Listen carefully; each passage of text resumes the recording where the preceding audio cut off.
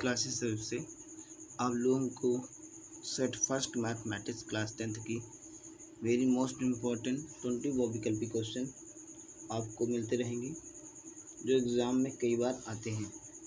पहला क्वेश्चन है, एक त्रिघाती बहुपद का अधिक से अधिक शून्यांक की संख्या होगी।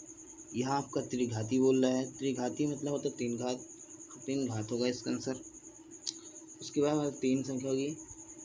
140 का अभाज्य गुणनखंड है तो 140 का अभाज्य गुणनखंड करेंगे बेटा। 140 लिखेंगे यहाँ पर, गुणनखंड करेंगे, 2 से काटेंगे, 214 हो जाता है, 2 से 14, फिर 2 से काटेंगे, 2 से 6 मतलब देंगे 6, 2 पंचे 10, फिर 3 से काटेंगे तो 3 से कटेगा नहीं, 5 से काटेंगे, 5 से 35, फिर 7 से कट जाएगा। तो इसका जो आंसर आया 2 गुणे 2 5 गुणे 7 अर्थात 2 की घात 2 गुणे 5 गुणे 7। तो ये सही आंसर कौन सा होगा इसमें देखिए, 2 घात 7, इसमें सी नंबर आपको सही आंसर होगा। अगला नंबर देखिए, कह रहा भाज्य भाजक भागफल तथा शेषफल में संबंध होता है। तो हम लोग सब जानते हैं कि भाज्य बराबर क्या था, भाज्य बराबर भागफल गुणे भाज्य बराबर भाजक गुणे भागफल प्लस शेषफल, मतलब आपका सी नंबर सही जवाब होगा। भाज्य बराबर भाजक गुणे भागफल प्लस शेषफल होगा। अगला क्वेश्चन, चौथा क्वेश्चन दे, रैखिक समीकरण आपका x 2x प्लस 5 बराबर 0 है, जबकि 3x माइनस 6y प्लस 1 बराबर 0 है, तो इसका युग्म होगा।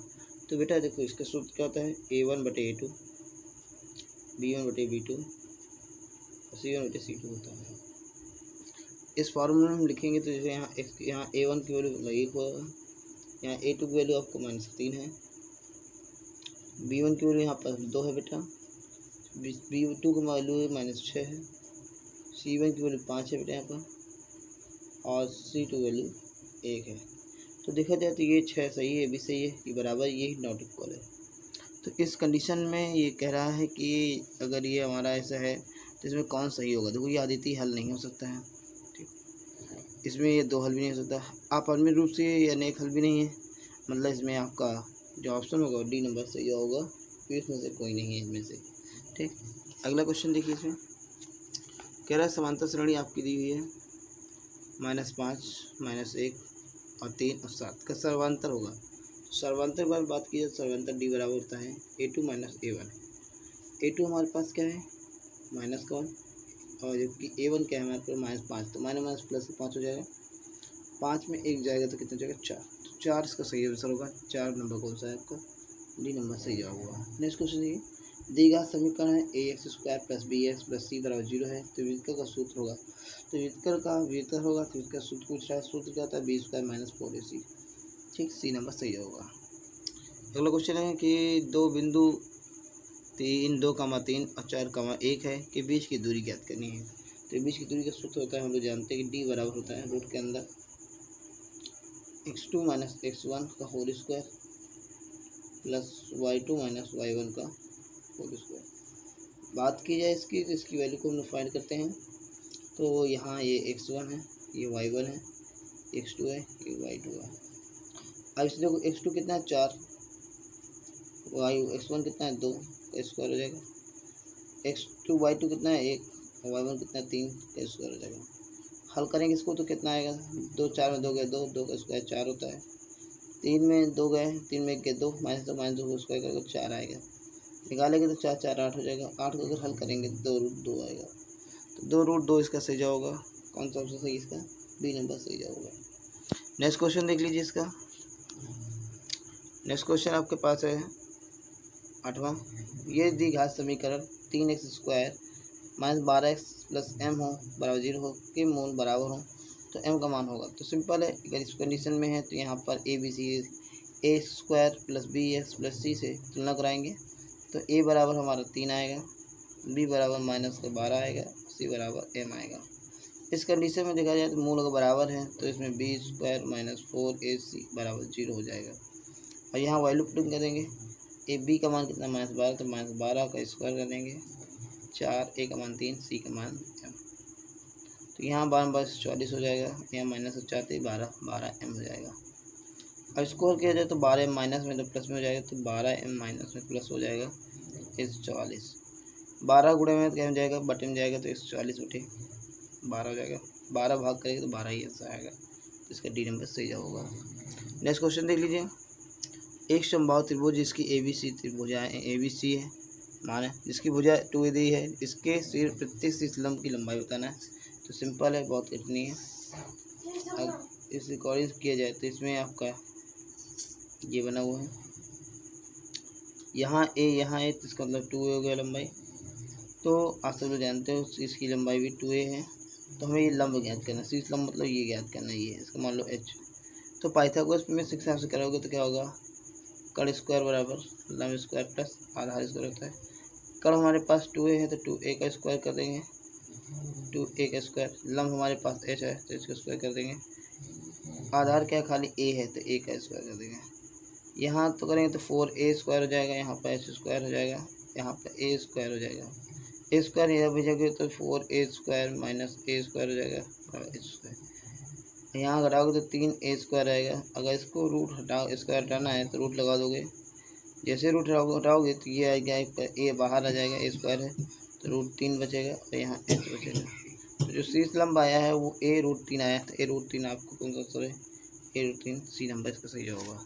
नेक्स्ट क्वेश्चन देख लीजिए। क्वेश्चन नंबर आपका 10वां है। निम्नलिखित में से सारणी का माध्य होगा, माध्य ज्ञात करना है। सिंपल है, कोई दिक्कत नहीं। इसका हम लोग एक्स ज्ञात करते हैं। एक्स क्या होता है, इन दोनों का जोड़, इसमें भाग करना है 2 का। तो 3 1 4, 4 में 2 भाग किया 2 आया। 5 3 8, 8 में 2 भाग किया 4 आया। तो 2 4 6, फिर इसका 8, इस तरीके 10, ये क्रम बन जाता है। अब इन दोनों को संख्या गुणा करने देते हैं, 6 हो जाएगा। एक क्योंकि आपका FX है, F गुणे X है, ओके, ये XI है, ये आपका FI है। और इसे 4 दूनी 8 हो जाएगा, 6 को 24 हो जाएगा, और 8 दूनी 16 हो जाएगा, 10 नहीं 30 हो जाएगा। अब इसको जोड़ेंगे पूरा तो कितना आएगा, 84 आएगा। कितना आएगा, 84। टोटल जोड़ इसका 84 आएगा। 12 में 12 जोड़ेंगे तो इसका आएगा 14 आएगा। तो 14 भाग 84 में देंगे, क्योंकि इसका सूत्र होता है x बार बराबर सिग्मा FI SI बटे सिग्मा FI। इसमें 84 रखेंगे और भागे 14 करेंगे, 14 84 6 आएगा। इसका 6 आंसर सही होगा, डी नंबर सही होगा।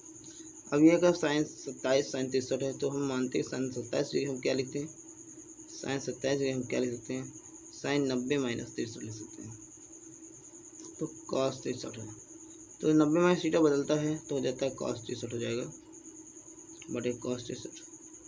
दोनों खत्म हो जाएंगे तो एक ही आएगा आंसर। तो इसका सही जवाब होगा 1 होगा। तो ए नंबर सही जवाब होगा। अगला क्वेश्चन 11 नंबर हो गया। 12 नंबर क्वेश्चन देखिए। कॉस A का मान दिए √3 बटे 2, तो साइन 2A का मान बताते हैं। बिल्कुल सरल है। देखिए कॉस A का मान हमारा √3 बटे 2 है, साइन A का मान कितना हो जाएगा। तो देखा जाए तो कॉस A का मान हमारे पास √3 बटे 2 है, तो इसका स्क्वायर करेंगे तो इसमें स्क्वायर भी हो जाएगा है? तो ये हो जाएगा आपका कॉस स्क्वायर का मान हो जाएगा 3 बटे 4। अब इसमें सूत्र लगेंगे साइन का मान निकालना, तो साइन स्क्वायर है बराबर होता है 1 माइनस कॉस स्क्वायर है। यहाँ रखेंगे तो 1 बटे 3 माइनस 4, तो 4 1 के 4, 4 में 3 गए, 1 बटे 4।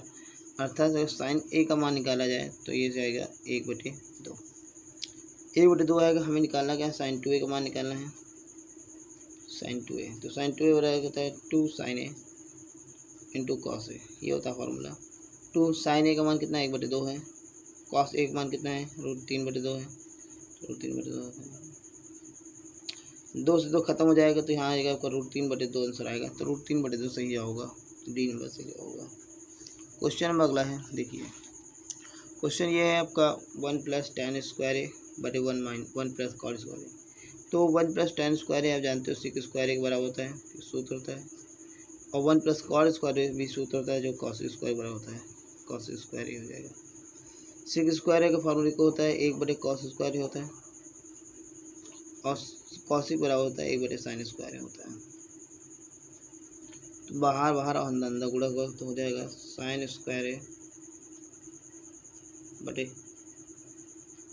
Cos square. साइन बटे कॉस क्या होता है आपका tan स्क्वायर हो जाएगा।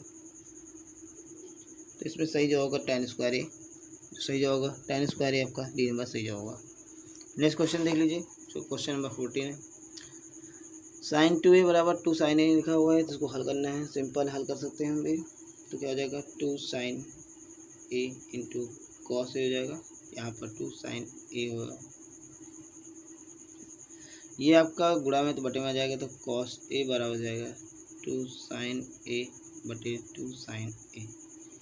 तो दोनों खत्म हो जाएंगे, एक पर आ जाएगा, मतलब इसका मतलब कॉस ए बराबर हो जाता है एक। एक किसका मान होता है? कॉस जीरो का मान होता है, तो कॉस ए बराबर कॉस जीरो हो जाएगा। कॉस से कॉस खत्म, तो ए बराबर 0 डिग्री आएगा, तो 0 डिग्री सही जवाब होगा।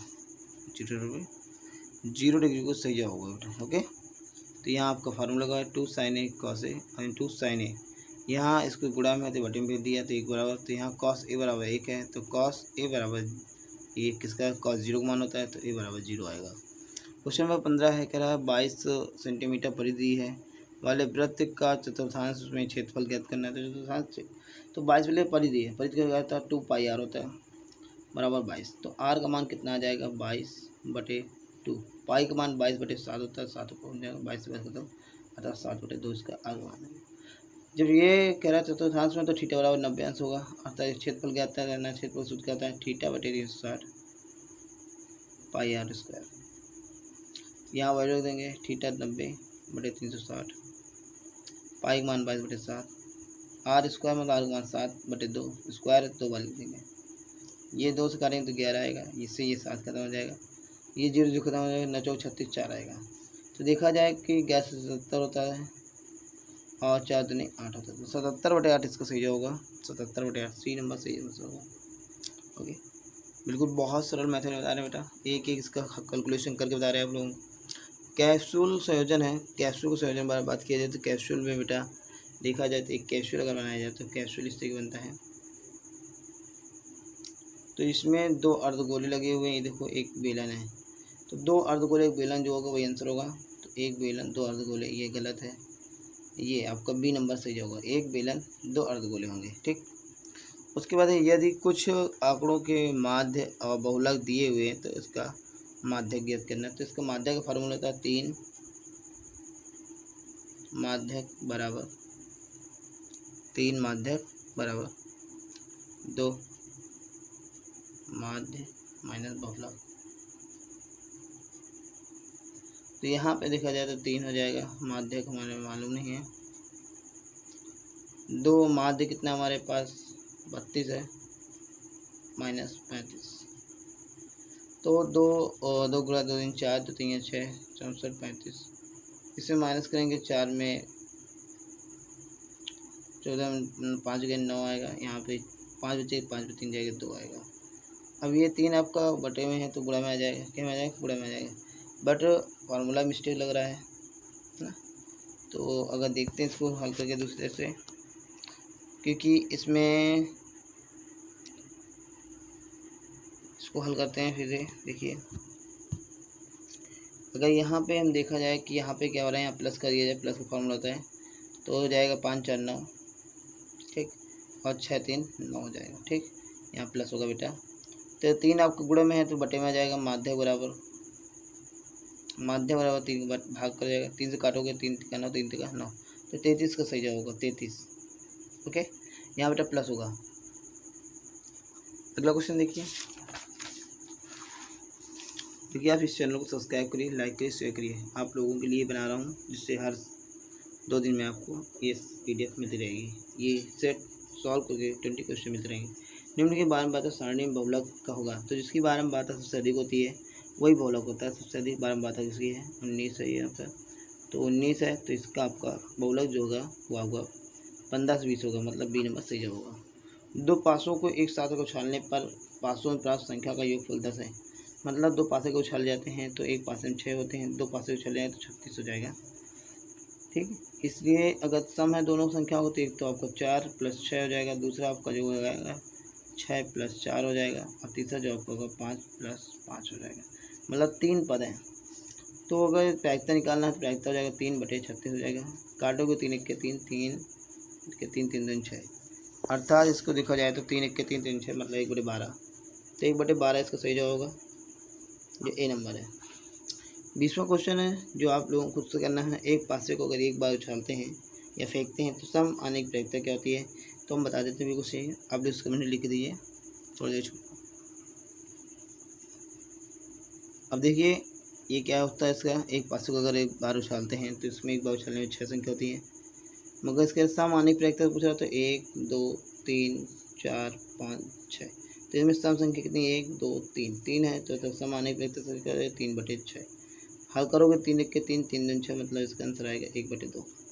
तो 1/2 से इसका आंसर होगा 1/2 कहाँ है, ये है आपका सी नंबर से होगा। इस तरह के आप लोग इस चैनल को लाइक करिए, शेयर करिए, सब्सक्राइब करिए। जय हिंद, जय भारत।